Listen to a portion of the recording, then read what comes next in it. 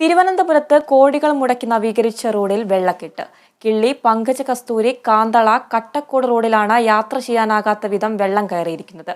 അധികൃതർ കണ്ണടച്ചതോടെ കാട്ടാക്കട കോൺഗ്രസ് മണ്ഡലം president M Augustine ചെളിവെള്ളത്തിലിരുന്ന് പ്രതിഷേധിച്ചു. മാർച്ച് 24-ന് മന്ത്രി മുഹമ്മദ് റിയാസ് നാടിന് സമർപ്പിച്ച കിള്ളി, പങ്കജ കസ്തൂരി, കാന്തള, കട്ടക്കോട് റോഡാണ് യാത്രായോഗ്യമല്ലാതെ വെള്ളക്കെട്ടായിരിക്കുന്നത്.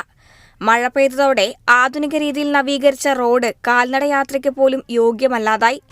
അധികാരികൾ റോഡിന്റെ ശോചനീയാവസ്ഥ കണ്ടില്ലെന്ന് നടിച്ചതോടെയാണ് ചെളിയിലിറങ്ങിയുള്ള പ്രതിഷേധമെന്ന് കാട്ടാക്കട കോൺഗ്രസ് മണ്ഡലം പ്രസിഡന്റ് എം അഗസ്റ്റിൻ പറഞ്ഞു.